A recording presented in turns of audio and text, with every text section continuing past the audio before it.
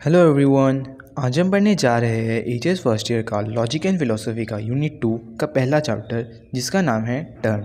तो बिना किसी देरी के शुरू करते हैं लेसन को। इंट्रोडक्शन। अब ये दो लाइन में आप लोगों को पहले भी समझा चुका हूँ, थर्ड लाइन से शुरू करते हैं। तो देखो, थर्ड लाइन में ये बोला गया है कि अगर हम एक आर्ग्यूमेंट को ब्रेक डाउन करते हैं तो हमें प्रोपोजिशन मिलता है, और अगर हम एक प्रोपोजिशन को फर्दर ब्रेक डाउन करते हैं तो हमें टर्म मिलता है। इस चैप्टर में हम बस टर्म ही पढ़ने वाले हैं। अगर हमें रीजनिंग या आर्ग्यूमेंट को पूरी तरह समझना है तो हमें पहले टर्म का मतलब और उसके टाइप समझने होंगे, और इससे पहले प्रोपोजिशन का मतलब भी समझना होगा। तो देखो, ग्रामर में क्या होता है कि a sentence is a group of words that makes complete sense. Logic में एक प्रोपोजिशन सिमिलर ही होता है लेकिन एग्जैक्टली सेम नहीं होता, क्योंकि लॉजिक में एक प्रोपोजिशन को ये क्लियरली स्टेट करना पड़ता है कि क्या ट्रू है या फॉल्स। एग्जाम्पल के लिए, व्हाट टाइम इज़ इट, ये जो है ये ग्रामर में एक सेंटेंस है, लेकिन लॉजिक में ये एक प्रोपोजिशन नहीं है, क्योंकि ये किसी बात या किसी चीज़ को ट्रू या फॉल्स नहीं बताता। एक प्रोपोजिशन के 3 पार्ट्स होते हैं। पहला है सब्जेक्ट, यानी जिसके बारे में बात हो रही है। दूसरा है प्रेडिकेट, यानी हम सब्जेक्ट के बारे में क्या कह रहे हैं। तीसरा है कॉप्यूला, यानी जो सब्जेक्ट और प्रेडिकेट को जोड़ता है। एग्जाम्पल से समझते हैं।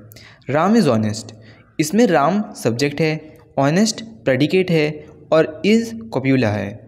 एक प्रोपोजिशन में सब्जेक्ट और प्रेडिकेट्स दोनों को टर्म्स कहते हैं। हर प्रोपोजिशन में 2 ही टर्म्स होते हैं। क्योंकि प्रोपोजिशन टर्म से बनता है, इसलिए पहले हमें टर्म का मतलब समझना होगा।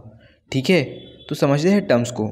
लॉजिक में टर्म या तो एक वर्ड या ग्रुप ऑफ वर्ड्स होता है जो किसी प्रोपोजिशन में एज ए सब्जेक्ट या प्रेडिकेट एक्ट करता है।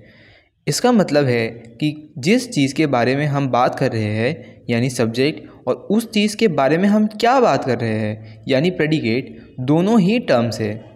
एग्जाम्पल के लिए, इस प्रोपोजिशन में मैन इज़ मॉर्टल, इसमें मैन सब्जेक्ट है तो इसलिए ये एक टर्म है। सिमिलरली मॉर्टल जो है वो प्रेडिकेट है, तो ये और एक टर्म है। एक टर्म में एक वर्ड या तो एक से ज़्यादा वर्ड भी हो सकते हैं।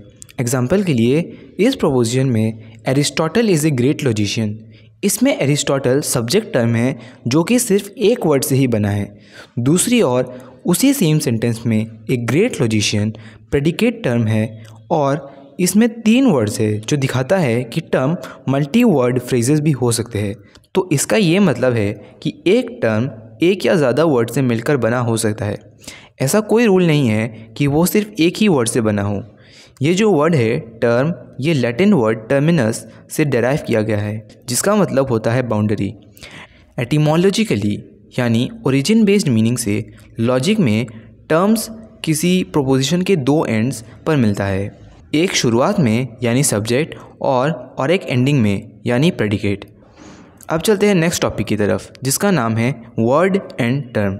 तो देखो, एक वर्ड या जिसे हिंदी में शब्द कहते हैं वो एक लेटर या ग्रुप ऑफ लेटर्स होता है जो कुछ मतलब देते हैं। एग्जाम्पल के लिए, इसमें एक लेटर हो सकता है जैसे कि ए, आई, या फिर इसमें एक से ज़्यादा लेटर्स हो सकते हैं जैसे book, table, horse, man, etcetera. और टर्म तो मैंने आप लोगों को अभी अभी समझाया है। इस वाली लाइन को पढ़ते हैं। तो देखो, इस लाइन में टर्म से रिलेटेड 2 इम्पॉर्टेंट पॉइंट्स कहे गए हैं। पहला ये है कि टर्म सिंगल वर्डेड या मल्टीपल वर्ड्स वाला भी हो सकता है, और दूसरा पॉइंट ये है कि टर्म एक प्रोपोजिशन में सब्जेक्ट या प्रेडिकेट के फॉर्म में होना चाहिए। All words are not terms, मतलब सभी वर्ड्स टर्म्स नहीं हैं, क्योंकि सभी वर्ड्स को किसी प्रोपोजिशन के सब्जेक्ट या प्रेडिकेट के फॉर्म में यूज़ नहीं किया जा सकता है। एग्जाम्पल के लिए, ऑफ, ऑन, एंड, और, द, ये सब वर्ड्स तो है, लेकिन इन्हें किसी प्रोपोजिशन के सब्जेक्ट या प्रेडिकेट के फॉर्म में यूज़ नहीं किया जा सकता है। तो सभी वर्ड्स जो है वो टर्म्स नहीं है। ठीक है, अब हम पढ़ने जा रहे हैं difference between a term and a word. पहला डिफरेंस ये है कि सभी टर्म्स वर्ड्स की कैटेगरी में आ जाते हैं, लेकिन सभी वर्ड्स एज टर्म्स क्वालिफाई नहीं करते, एज टर्म्स नहीं कहलाते। ये ऐसे कहने जैसा है कि सभी बिल्लियाँ जानवर है, लेकिन सभी जानवर बिल्लियाँ नहीं हैं। और एक एग्जांपल से समझते हैं। देखो, जैसे स्नो वाइट होता है, लेकिन हर सफ़ेद चीज़ बर्फ़ नहीं होती, वैसे ही सभी टर्म वर्ड है, लेकिन सभी वर्ड टर्म नहीं है। In other words, words are wider than terms, I hope समझ गए होगे। दूसरा डिफरेंस ये है कि वर्ड सभी टाइप के सेंटेंसेस में आ सकते हैं, जैसे declarative, interrogative, optative, exclamatory etcetera. लेकिन टर्म्स सिर्फ और सिर्फ डिक्लेरेटिव सेंटेंस में ही आते हैं, यानी ऐसे सेंटेंस या स्टेटमेंट्स जो ट्रू या फॉल्स होते हैं। तीसरा डिफरेंस ये है कि एक वर्ड हमारे thoughts, feelings, wishes, request, commands वगैरह वगैरह को एक्सप्रेस करता है, लेकिन एक टर्म सिर्फ हमारे थॉट्स को एक्सप्रेस कर सकता है।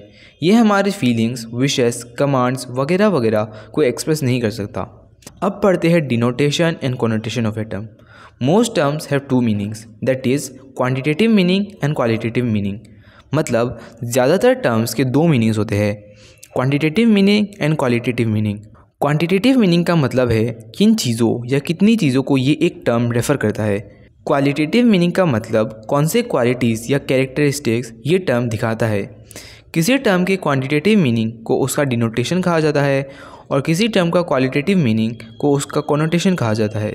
डिनोटेशन का मतलब होता है किस किस चीज़ या कौन कौन से लोग उस टर्म के अंदर आते हैं। एग्जाम्पल से समझते हैं। देखो, मैन वर्ड जो है ये हर उस मैन को रेफ़र करता है जो एग्जिस्ट करता है। ये होल ग्रुप, ये पूरा ग्रुप मैन वर्ड का डिनोटेशन है।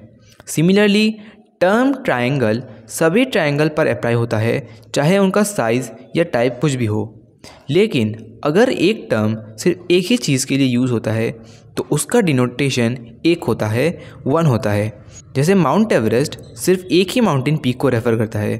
अब समझते हैं कॉनोटेशन को। तो देखो, कॉनोटेशन मतलब है वो क्वालिटीज़ या कैरेक्टरिस्टिक्स जो टर्म की मीनिंग से जुड़ा हुआ है। फॉर एग्ज़ाम्पल, रोज़ के लिए उसका कॉनोटेशन है उसका फ्लावर होना, उसका पेटल्स होना और उसका एक अच्छा खुशबू होना। लेकिन इसका ये मतलब नहीं है कि कॉनोटेशन हर एक क्वालिटी को रेफ़र करता है। सिर्फ कॉमन यानी सभी एग्जाम्पल्स में पाए जाने वाले और एसेंशियल क्वालिटीज़ यानी किसी चीज़ के लिए जो वो है, वो चीज़ होने के लिए वो वाली क्वालिटीज़ सिर्फ कॉनोटेशन का पार्ट है। एग्जाम्पल के लिए, हर इंसान एक एनिमल है और उसमें रीजनिंग करने की एबिलिटी है। ये सभी इंसानों के दो कॉमन और एसेंशियल क्वालिटीज़ है। सिमिलरली हर ट्रायंगल के 3 स्ट्रेट साइड्स होने चाहिए। ये जो है उसका एसेंशियल और कॉमन क्वालिटी है। चाहे ट्रायंगल किसी भी तरह का हो, इक्विलैटरल हो, आइसोसेलेस हो, स्केलिन हो, ये सभी ट्रायंगल्स में ये सेम क्वालिटी होता है। ये जो है ये एसेंशियल है।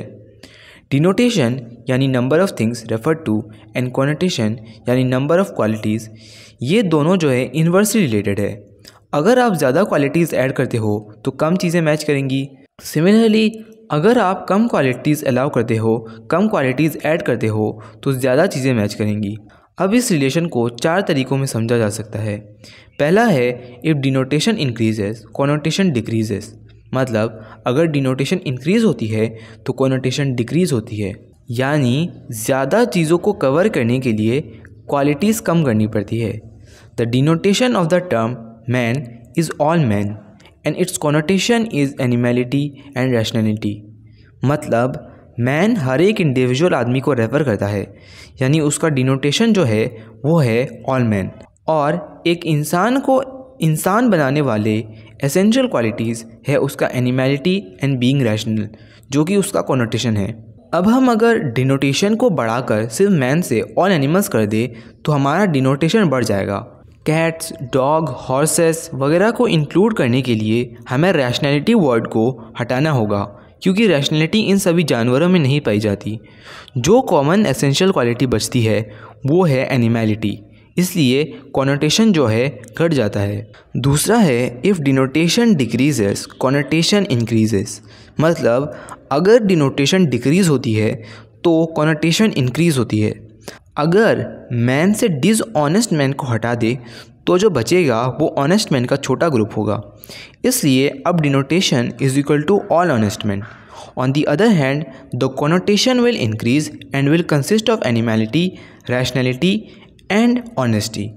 मतलब पहले मैन की क्वालिटीज़ थी एनिमैलिटी प्लस रैशनैलिटी, अब हम ऑनेस्टी भी ऐड कर रहे हैं, क्योंकि हर ऑनेस्ट मैन के लिए ये क्वालिटी होना ज़रूरी है, इसलिए कॉनोटेशन बढ़ गया। तीसरा है, if connotation increases denotation decreases. मतलब अगर कोनोटेशन इंक्रीज़ होती है तो डिनोटेशन डिक्रीज़ होगी। मैन में पहले एनिमैलिटी प्लस रैशनैलिटी था, अब विजडम भी ऐड कर दिया तो कोनोटेशन बढ़ गया, यानी अब 3 क्वालिटीज़ है क्योंकि हमने अब एक एक्स्ट्रा क्वालिटी विजडम जोड़ दिया है। इसलिए ये टर्म अब सभी लोगों को कवर नहीं करता, ये सिर्फ उन मैन को कवर करता है जो वाइज है, यानी सेट जो है वो छोटा हो गया है, मतलब कोनोटेशन डिक्रीज़ हो गया है। चौथा है if connotation decreases denotation increases, मतलब अगर कोनोटेशन डिक्रीज़ होती है तो डिनोटेशन इंक्रीज़ होती है। मैन में पहले एनिमैलिटी प्लस रैशनैलिटी था, रैशनैलिटी को जो है हटा दिया, अब सिर्फ एनिमैलिटी बचा है। अब मैन सिर्फ ह्यूमंस नहीं बल्कि सब एनिमल्स को कवर करेगा क्योंकि एनिमैलिटी सब में होती है। The relation of inverse variation can also be explain by taking a related series of terms viz animal, man, honest man. अब इन्वर्स वेरिएशन का मतलब है कि अगर एक चीज़ बढ़े तो दूसरी चीज़ कम हो जाती है। एग्जाम्पल के लिए एनिमल, मैन, ऑनेस्ट मैन, ये तीनों एक दूसरे से रिलेटेड है। पहला है एनिमल जो कि सबसे ब्रॉडेस्ट है, सबसे जनरल है, फिर मैन है जो कि थोड़ा स्पेसिफिक है, और फिर है ऑनेस्ट मैन जो कि सबसे ज़्यादा स्पेसिफिक है। Here the denotation of the first term is greater than the denotation of the second term and the denotation of the second term is greater than the denotation of the third term। मतलब देखो समझना, animal जो है वो सभी animals को include करता है, इसलिए ये कई सारे लिविंग बींग्स को रेफ़र कर रहा है। मैन सिर्फ ह्यूमंस को रेफ़र कर रहा है, इसलिए इसमें एनिमल्स की कंपैरिजन में कम लिविंग बींग्स इंक्लूडेड है। ऑनेस्ट मैन सिर्फ उन ह्यूमन बींग्स को रेफ़र कर रहा है जो ऑनेस्ट है, इसलिए इसमें और कम लोग इंक्लूडेड है। इसलिए डिनोटेशन जो है वो सबसे ज़्यादा एनिमल का है, फिर मैन का और फिर ऑनेस्ट मैन का। Again the connotation of the third term is greater than the connotation of the second term and the connotation of the second term is greater than the connotation of the first term. अब इसका मतलब ये है कि animal में सबसे कम qualities है, man में उससे ज़्यादा जो कि है उसकी एनिमैलिटी और रैशनैलिटी, ऑनेस्ट मैन में सबसे ज़्यादा क्वालिटीज़ है जो कि है एनिमैलिटी, रैशनैलिटी और ऑनेस्टी।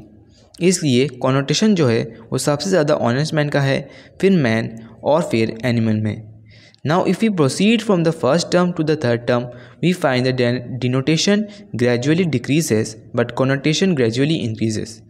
मतलब एनिमल से ह्यूमंस और फिर ऑनेस्ट मैन की और मूव करते हुए द नंबर ऑफ़ थिंग्स जो ये टर्म रेफ़र करता है, यानी उसका डिनोटेशन कम होता जाता है क्योंकि हम ग्रुप को जो है छोटा कर रहे हैं। हालांकि नंबर ऑफ़ क्वालिटीज़ यानी कॉनोटेशन जो है वो बढ़ता जाता है मीनिंग में, क्योंकि हर एक टर्म एक नया स्पेसिफिक एट्रीब्यूट जोड़ता है।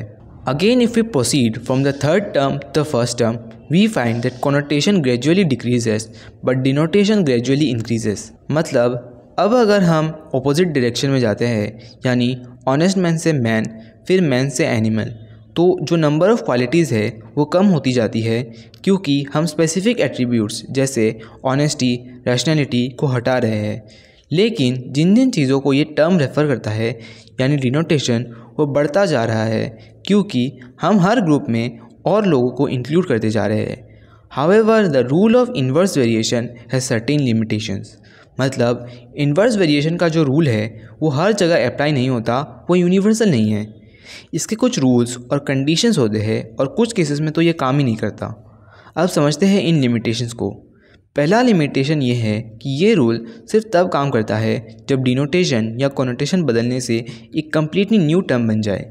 एग्जाम्पल के लिए एनिमल, फिर मैन और फिर मैन से ऑनेस्ट मैन। ये जो है ये काम करता है इसलिए क्योंकि हर एक चेंज में एक कम्प्लीटली न्यू टर्म बन रहा है।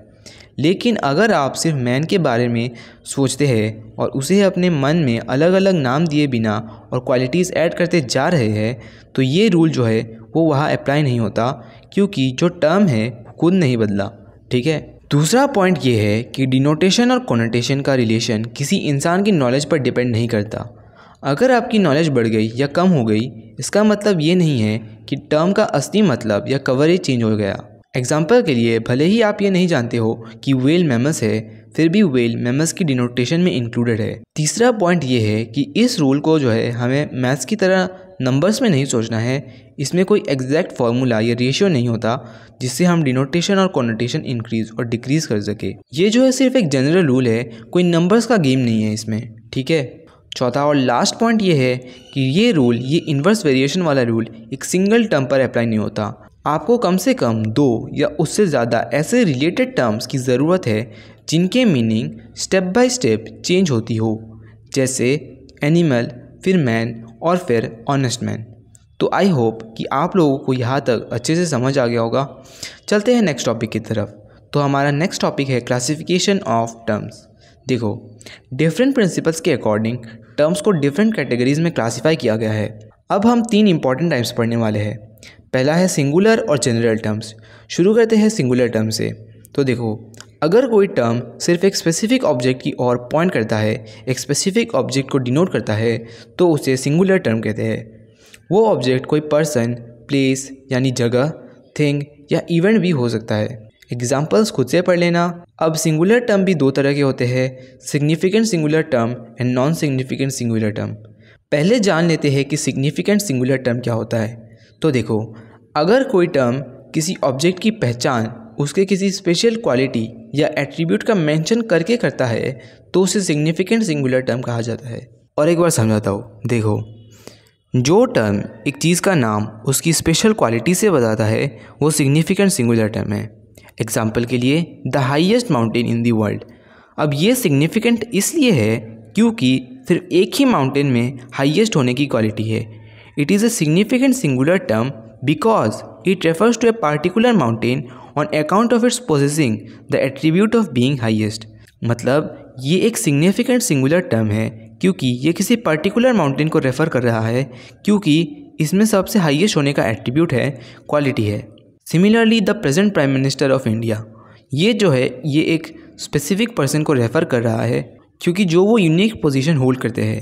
The longest river in the world, ये भी जो है एक स्पेसिफिक रिवर को रेफ़र कर रहा है क्योंकि इसकी यूनिक लेंथ के लिए, ठीक है।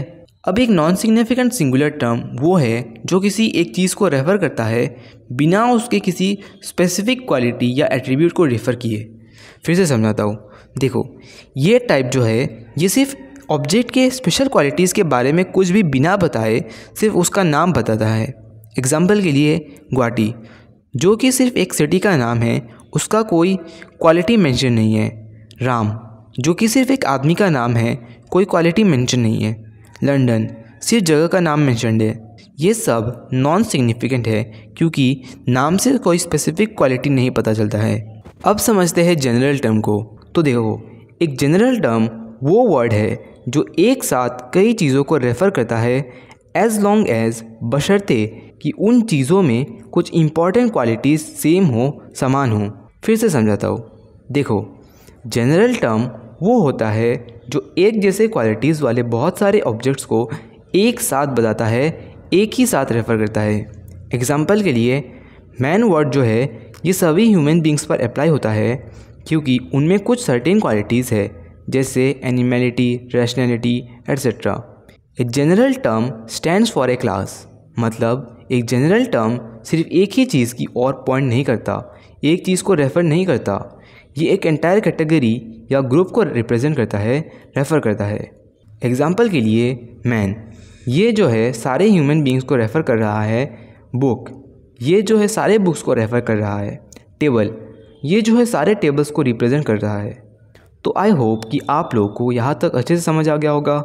चलते हैं connotative and non connotative terms की तरफ।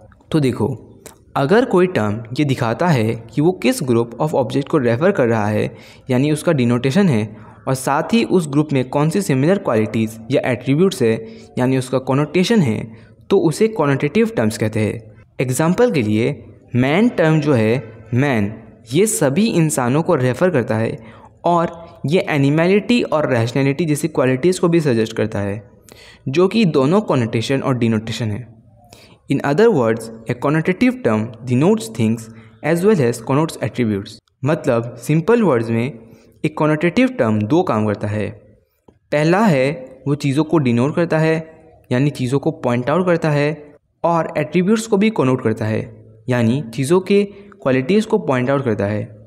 एग्जाम्पल के लिए मैन, ट्रायंगल, वर्च्यू कलर सब क्वांटिटेटिव टर्म्स हैं, क्योंकि ये चीज़ें भी दिखाते हैं प्लस उनकी क्वालिटीज़ भी बताता है। मैन क्वांटिटेटिव टर्म है क्योंकि इसमें डिनोटेशन भी है और कॉनोटेशन भी है।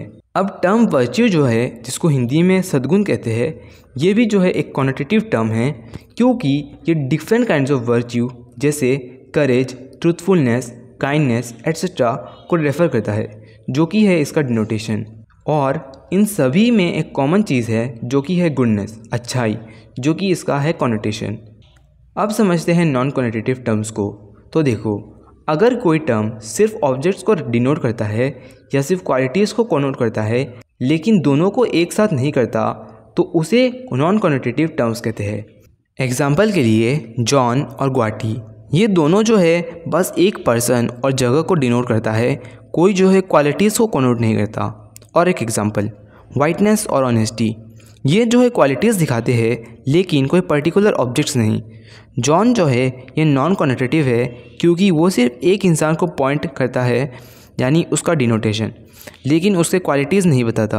प्रॉपर नेम्स जैसे Ram, John, Delhi non connotative होते हैं क्योंकि वो सिर्फ डिनोट करते हैं, क्वालिटीज़ नहीं बताते। Similarly whiteness non connotative term है क्योंकि ये सिर्फ एक क्वालिटी या एट्रीब्यूट दिखाता है, किसी ऑब्जेक्ट को डिनोट नहीं करता। अब चलते हैं इस चैप्टर के लास्ट टॉपिक की तरफ, एब्सोल्यूट एंड रिलेटिव टर्म्स। पहले समझते हैं कि एब्सोल्यूट टर्म क्या होता है। तो देखो, एक एब्सोल्यूट टर्म वो होता है जिसका मीनिंग किसी बाकी टर्म की हेल्प के बिना खुद ही समझा जा सकता है। और एक बार समझा देता हूँ। देखो, एक एब्सोल्यूट टर्म जो है वो इंडिपेंडेंट होता है, उसका मतलब खुद से ही क्लियर होता है। उन्हें समझने के लिए आपको किसी दूसरे वर्ड की ज़रूरत नहीं है। एग्जाम्पल के लिए, अगर मैं कहूँ मैन, तो आप बिना किसी दूसरे टर्म के इमीडिएटली समझ जाओगे कि एक मैन क्या होता है। अब समझते हैं रिलेटिव टर्म को। तो देखो, रिलेटिव टर्म वो होता है जिसका मीनिंग किसी दूसरे टर्म के मदद से ही समझा जा सकता है। एग्जाम्पल के लिए टीचर, ये जो है ये एक रिलेटिव टर्म है क्योंकि इसका मीनिंग समझने के लिए हमें स्टूडेंट टर्म पर डिपेंड करना पड़ता है। रिलेटिव टर्म्स गो इन pairs like teacher, student, father, child etcetera. मतलब रिलेटिव टर्म्स हमेशा पेयर में एग्जिस्ट करते हैं, एक के बिना दूसरा पॉसिबल ही नहीं है, जैसे कि teacher, student, father, child etcetera. और गाइज, इसी से हमारा पूरा चैप्टर ख़त्म होता है। आई होप आप लोगों को एक्सप्लेनेशन पसंद आया होगा।